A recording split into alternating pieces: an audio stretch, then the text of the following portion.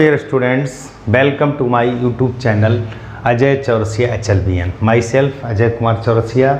मैं प्रतिदिन आपको डॉक्टर मनोहर जी की बुक से एक्सरसाइज वाइज सिलेबस मैथ्स का जो भी दिया हुआ उसको सॉल्व करके अपने YouTube चैनल पर अपलोड करता हूँ. हमारे पिछले वीडियो में एक्सरसाइज 3F चल रही थी जिसमें मैंने क्वेश्चन नंबर 10 तक आपको सॉल्व करा दिया था. चलते हैं हम क्वेश्चन नंबर 11 पे. क्वेश्चन नंबर 11 में बेटा दिया हुआ है मीना 2000 रुपये निकालने बैंक गई. तो कुल रुपया कितना है बेटा? कुल रुपया है 2000. ध्यान से समझिएगा, 2000 रुपये उसने बैंक से निकाले.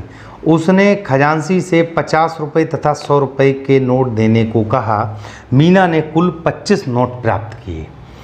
उसने 50 रुपये और 100 रुपये कितने नोट प्राप्त किए? तो आप लिख लीजिएगा माना कि, और देखिए ये कुल नोट कितने हैं? कुल नोट जो उसे नोट की संख्या मिली है उसकी गिनती है 25. ठीक, ये कुल रुपया, ये कुल नोट है. तो माना कि x रुपये 50 यानी x नोट, ऐसे लिख लो, x नोट 50 रुपये के हैं, 50 रुपये के, तथा y नोट 100 रुपये के हैं. ठीक है बेटा, 100 रुपये के हैं. इसका मतलब मैंने गिनती मान ली कि x नोट जो 50-50 के वो 10 होंगे तो 500, 20 होंगे तो 1000. तो इस तरह मैंने x नोट मान ली, ये 22. तो x और 22 मिलकर ये हमारी संख्या कितनी? 25. तो समीकरण 1 बन गई. अब जब 50 का अगर एक नोट है तो 50 रुपया, 2 नोट है तो 100 रुपया, 3 नोट है तो 150 रुपया, x नोट है तो 50x. ठीक, 100 का एक है तो 100, 2 का 200 तो 22 है तो 100 22. यह टोटल रुपया मिलकर कितना है? 2000. ठीक, कितना है? 2000. इसमें बेटा देखिए 50 का दोनों ओर भाग दे दो. कितने का दे दो भाग? 50 का. तो x प्लस 50 दूनी 100, 50 का इसमें दिया तो कितने बार गया? 4 का तो 40. ये समीकरण 2 मान लो. ठीक है, बहुत सिंपल है बेटा. चूँकि समीकरण सरल थी इसलिए मैंने 50 भाग दे दिया. अब समीकरण 1 व 2 से आप यहाँ लिख दीजिएगा. समीकरण 1 व 2 से देखो, एक हमारा x प्लस 22 ये है 25, घटाने पर ये कट गया तो 22 जुकल 40 में से 25 गया तो आपका 15. इसको समीकरण 1 में रख दो. समीकरण 1 से x प्लस 22 25, तो x प्लस 15 बराबर 25, तो x बराबर 25 माइनस 15, इसका मतलब 10. तो आपको नीचे लिखना, अतः 50 रुपये के नोट, 50 रुपये नोट मैंने क्या माना था? x, तो ये हो गए 15. ठीक है, वो सॉरी 50 रुपये के, हाँ 50 रुपये के मैंने y माने, वो सॉरी x माने थे, तो ये आपके 15 हो गए. 50 रुपये के x माने. ठीक है, तो ये आपका 50 रुपये का कितना नोट x का मान निकला? 10. तो ये हो गए 10. उसके बाद 100 रुपये के नोट, 100 को मैंने माना था 22, तो 100 रुपये के नोट है 15. अब जब चेक कर लो क्या हमारा उत्तर सही है. 50 रुपये के 15 नोट, तो देखो 50 रुपये के 10 नोट, अब प्लस 100 रुपये के 15 नोट. देखो बेटा ये हो गया 500 और ये हो गया 1500, तो फाइनली 2000 रुपये हो गया. नोट भी देख लो बेटा, 10 और 15 25, 25 नोट हैं और मूल्य हमारा 2000. यही हमारा सवाल कह रहा था. तो स्टूडेंट्स बहुत ही सरल प्रश्न है और आप इसका स्क्रीनशॉट ले लीजिएगा.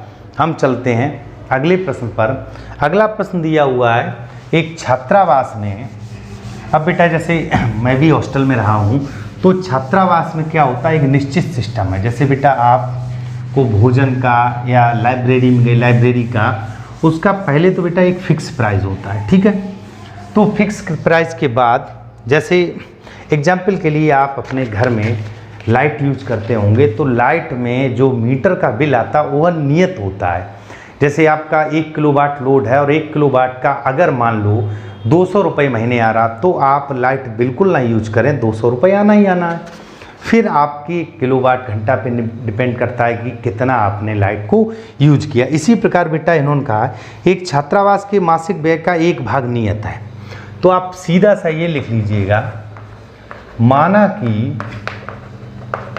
छात्रावास में मासिक व्यय का नियत भाग का नियत मतलब फिक्स है, नियत भाग x रुपये। कितना रुपया है? x रुपया, यानी कि x रुपये तो अगर आप रहेंगे तो देना ही देना है। अब साथ में शेष इस पर निर्भर करता है, शेष जैसे लाइट का बिल इस पर निर्भर करता है आप कितना यूज करते हैं। तो सेम प्रोसेस, शेष इस पर निर्भर करता है छात्र ने कितने दिन भोजन लिया। अब देखो बेटा, तथा प्रतिदिन भोजन का 22 रुपया है, 22 रुपया है। बिल्कुल सिंपल बेटा। अब कोई एक स्टूडेंट रहा होगा, मान लो उसका नाम ए है, तो ए ने 20 दिन में 1000 रुपये, ए ने 20 दिन में व्यय मतलब छात्रावास को दिए कितना? 1000 रुपया। बहुत ध्यान समझिए, 1000 रुपये। तो बेटा जो ए ने दिया तो मासिक व्यय जो है हमारा नियत व्यय 100 रुपये तो उसको देना ही देना है। 22 रुपये रोज के हिसाब से भोजन है। जैसे मेरी डाइट मान लो 50 रुपये रोज किया, अगर मैंने खाना 10 दिन खाया, कभी होटल से खाए या दोस्तों के यहाँ पार्टी में चले गई, कभी 20 दिन खाया, तो वो दिन पे निर्भर करता है। तो 20 दिन का 20 22 हो गया, यह उसने 1000 रुपये पैड किया। समीकरण नंबर 1। जो बी है स्टूडेंट, बी ने क्या किया? 26 दिन भोजन किया और 1180 रुपये। बी ने 26 दिन के कितना रुपया दिया? 1180। तो देखो बेटा 100 रुपये तो उसको भी देना रहा। अब उसने 26 दिन भोजन किया तो 26 22 बराबर 1180 है। समीकरण 2 हुए। देखिए बेटा, इन दोनों को आप सबसे पहले घटा दीजिएगा। क्या करेंगे? समीकरण, अब मैं थोड़ा सा डायरेक्ट कर दूँ, 1 - 2 घटाने, देखिए ये चिन्ह बदल जाएंगे तो x आपका कट जाएगा। ठीक, 20 में से 26 तो आपका बचा -6 बाई इक्वल 1000 में से 1180 तो -180, तो y बराबर 30। इसका मतलब 30 रुपये प्रतिदिन की डाइट है। y बराबर 30 समीकरण 1 में रख दो, अब चाहे 2 में रख दो, तो आप लिख दो समीकरण 1 से x + 20 बाई, x + 20 बाई का मान है 30 इक्वल 1000। ठीक है बेटा, तो देखिए x इक्वल 1000 उधर पहले से था, ये 600 उधर जाएगा तो माइनस हो जाएगा, तो x बराबर 400। ठीक, आप इन्होंने बेटा इसमें पूछा है तो नियत व्यय, तो आप लिख दीजिएगा अतः नियत व्यय। ठीक, जो नियत व्यय है वो है 400 रुपया। क्लियर। और प्रतिदिन भोजन का खर्चा या व्यय वह कितना है बेटा? बाई का मान हमारा कितना निकला? 30। तो 30 रुपये की प्रतिदिन की डाइट है। अब चेक कर लो क्या हमारा उत्तर सही है बेटा। जैसे ए जो है वह 20 दिन रहा, तो 20 दिन उसने भोजन किया, तो ध्यान दीजिएगा 20 × 30 हो गया, अब प्लस 400 तो उसको देने ही देने हैं, तो देखिए 600 और प्लस 400 1000 रुपये हो गया। आंसर बिल्कुल सही है। दूसरा, 26 दिन भोजन करता, तो देखो बेटा x हमारा कितना? 400, ये x हो गया, प्लस 26 दिन उसने भोजन किया तो 26 × 30। ठीक है, तो देखो 0 × 18 3 6 1 7, ये 400, तो 1180 हो गया। तो इसका मतलब उत्तर भी हमारा एकदम सही आया। अब बेटा इस क्वेश्चन को स्क्रीनशॉट ले लीजिएगा, और यह भी मैं उम्मीद करता हूँ कि क्वेश्चन आपको बहुत अच्छे से समझ में आ रहा होगा। अब चलते हैं बेटा अगले प्रश्न पर। अगले प्रश्न में इन्होंने कहा है यश ने एक टेस्ट में 40 अंक अर्जित किए। अब देखो बेटा, जैसे आपने कोई टेस्ट में आप सम्मिलित हुए और उसमें आपका कुछ अंक आया और उन अंकों में माइनस मार्किंग मान लो हो, तो वह अंक जैसे मान लो एक प्रश्न का आपको 3 नंबर मिल रहा है और उसी में से अगर कोई एक आपका गलत है तो आपका 1 या 2 नंबर कट रहा है, तो उस मार्किंग को हम माइनस मार्किंग कहते हैं। तो 13 क्वेश्चन में यहाँ पर इन्होंने ये कहा है एक टेस्ट में 40 अंक अर्जित किए जब उसे प्रत्येक सही अंक पर, सही उत्तर पर 3 अंक और अशुद्ध पर 1 अंक की कटौती हो। तो देखो बेटा, यदि उसे सही पर दूसरी कंडीशन 4 मिलें और अशुद्ध पर 2 कटें तो 50 अंक टेस्ट में कितने प्रश्न थे।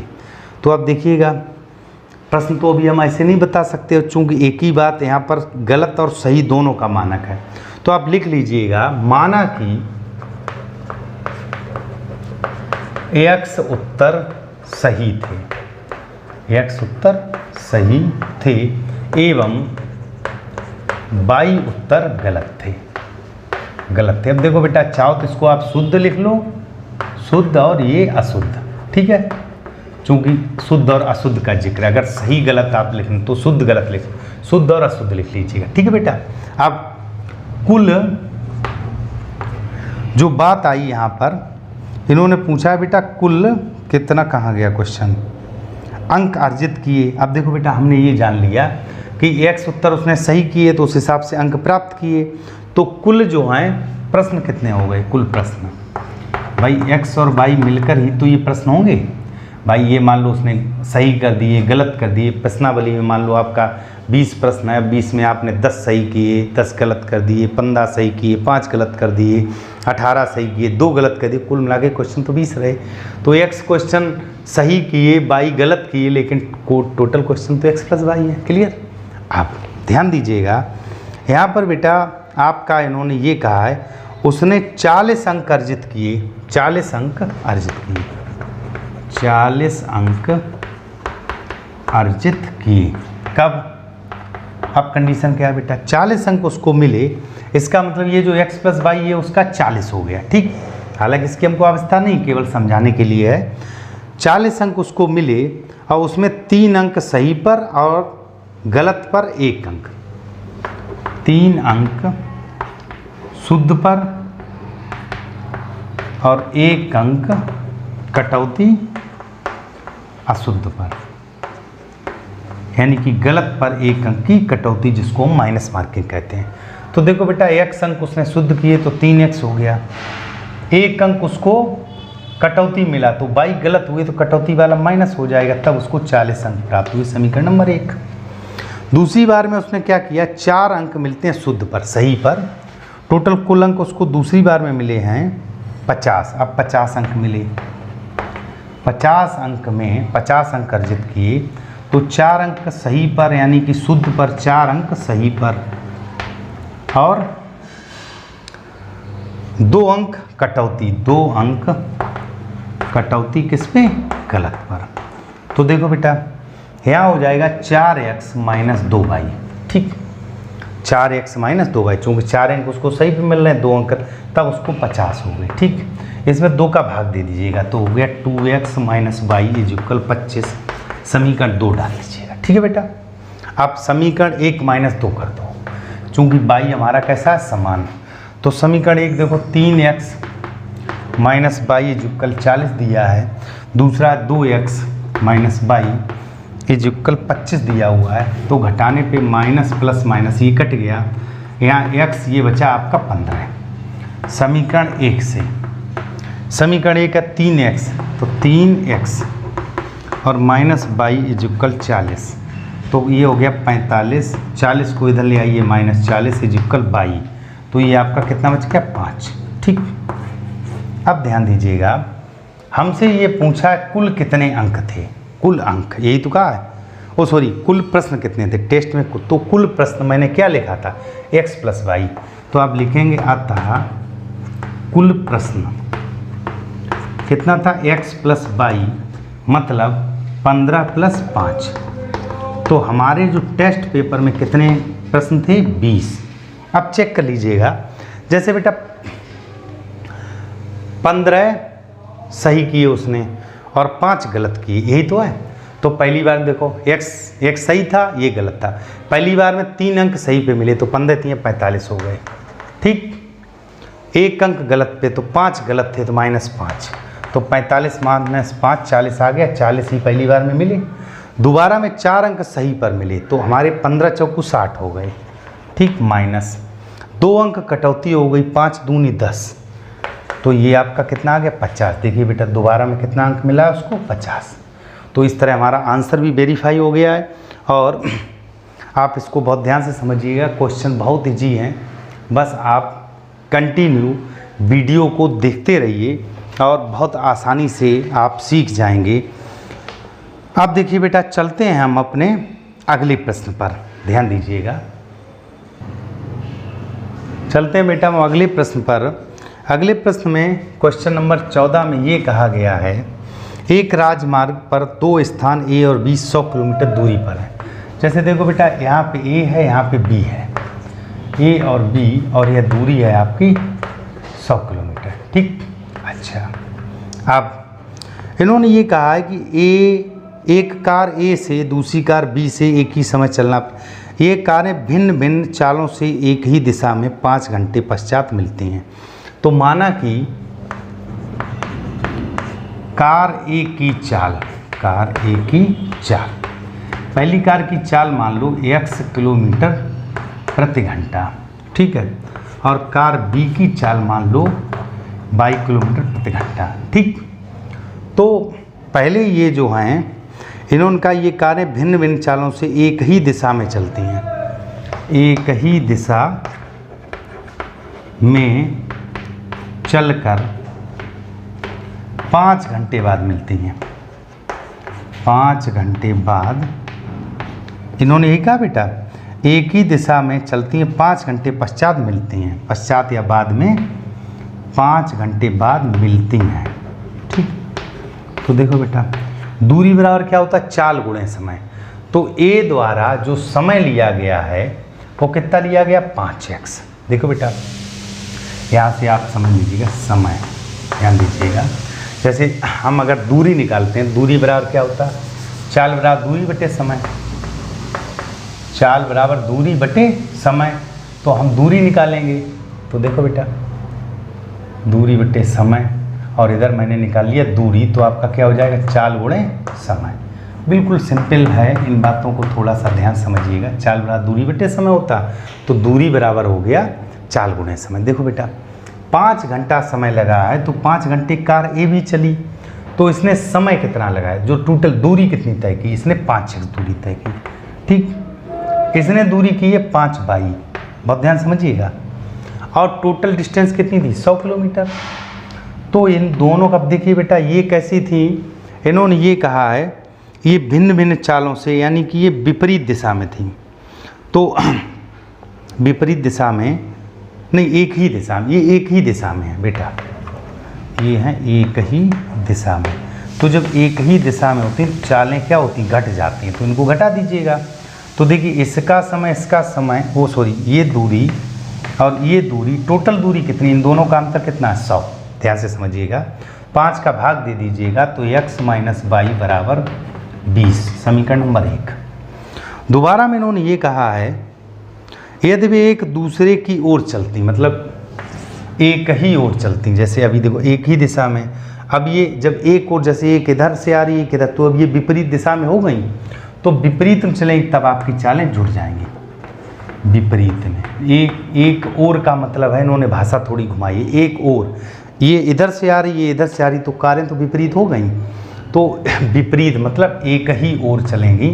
तो आपका जो समय है अब लगा कितना, 1 घंटा, समय बराबर 1 घंटा। बहुत ध्यान से समझिएगा, कुछ नहीं है क्वेश्चन में, केवल आप इनके पॉइंट्स को समझिए। 1 घंटे बाद मिलती हैं, 1 घंटा बाद मिलती हैं, ऐसे ले लो, 1 घंटा बाद मिलती हैं, ठीक है बेटा।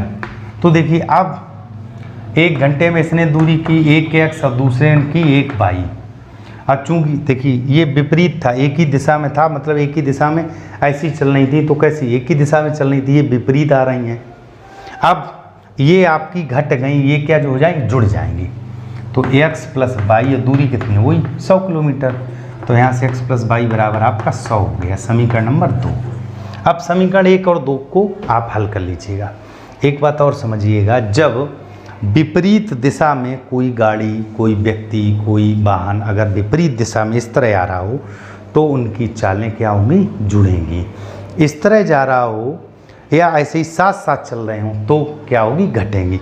जैसे ये एक ही दिशा, मतलब साथ साथ चल रही हैं। अब बेटा समझो आप, जैसे हम 10 किलोमीटर प्रति घंटा एक चाल से, मान लो यहाँ से कहीं जा रहे हैं, एक व्यक्ति 15 किलोमीटर प्रति घंटा की चाल से उसी दिशा में जा रहा है, तो फाइनली 5 किलोमीटर घंटा का अंतर पड़ेगा। इसका मतलब चालें घट गई, दूरी तो सेम कर रहे हैं, चालें घट गई। विपरीत दिशा में ये इधर से गया, ये इधर से आया, इसका मतलब क्या हुआ, जब विपरीत दिशा में होगा। हाँ तो बेटा देखिएगा, पहला समीकरण हमारा क्या आ गया, x माइनस वाई बराबर 20, दूसरा आ गया x प्लस वाई बराबर 100। इन दोनों को सॉल्व कर लीजिएगा। देखो बेटा, दोनों को जोड़ने पर कट गया, 2x बराबर 120 हो गया, तो x बराबर 120/2 यानी कि 60। ठीक है, x बराबर 60 समीकरण 1 में रख दो, चाहे 2 में रख दो, किसी में रख दो। समीकरण 2 से x प्लस वाई 100 था, तो 60 प्लस वाई बराबर 100। तो यहाँ से y बराबर कितना हो गया, 100 माइनस 60, 100 माइनस 60। तो y बराबर हमारा क्या आ गया, 40। अब चूँकि ये चालें हैं तो आप लिखोगे कार ए की चाल, नीचे लिख देना इसके सबसे नीचे, अतः कार ए की चाल कितनी निकली बेटा, 60 किलोमीटर प्रति घंटा। चूँकि मैंने इसको x माना था और कार बी की चाल मैंने मानी थी y, तो किलोमीटर प्रति घंटा। अब जरा चेक कर लेते हैं कि क्या हमारा उत्तर सही है या गलत है। ठीक है बेटा, अब ध्यान दीजिएगा, यहाँ पर इन्होंने ये कहा है कि जो ये कारें जो हैं पहले एक ही दिशा में चल रही। तो देखो बेटा ये कितना है, 60, ये 40, 60 माइनस 40 तो ये 20। क्लियर। अच्छा, उसके बाद आप ऐसे भी समझ लीजिएगा, यहाँ पर जैसे इसने 5 घंटा लगाया जब विपरीत चल रहे हैं, तो देखो ये 300 किलोमीटर चल गया, मतलब एक ही दिशा में चल रहे हैं, तो 6 पंचे 30, ये 300 किलोमीटर चल गया और ये 200 किलोमीटर चल गया। तो फाइनली इनका रिजल्टेंट 100 किलोमीटर आया, तो 100 किलोमीटर ही तो चले वो, क्योंकि दूरी 100 किलोमीटर है। दूसरी बार में जब ये इस तरह आए, तो पहली कार ने 1 घंटे में दूरी कितनी तय की बेटा, 60 किलोमीटर प्रति घंटा है, तो 60 गुणे 1 यानी 60, दूसरी ने 40, तो उनको जोड़ दिया तो हमारा कितना आ गया, 100। तो फाइनली दूरी हमारी 100 आ गई। अब देखिए बेटा स्टूडेंट्स, यह प्रश्न बड़े आसानी से समझ में आ रहे होंगे। अब प्रश्नावली में हम पहुंचते हैं बिल्कुल लास्ट में। अब इसमें आपका 2 क्वेश्चन और रह गया इस प्रश्नावली में, फिर आपका ऑब्जेक्टिव होगा, मिसलेनियस होगा। अगली एक्सरसाइज भी बहुत इंटरेस्टिंग बनने वाली है, तो आप प्रतिदिन वीडियो हमारी अटेंड करें शाम को 7 बजे, और मैं उम्मीद करता हूँ बहुत अच्छे से आप सीख जाएंगे। धन्यवाद।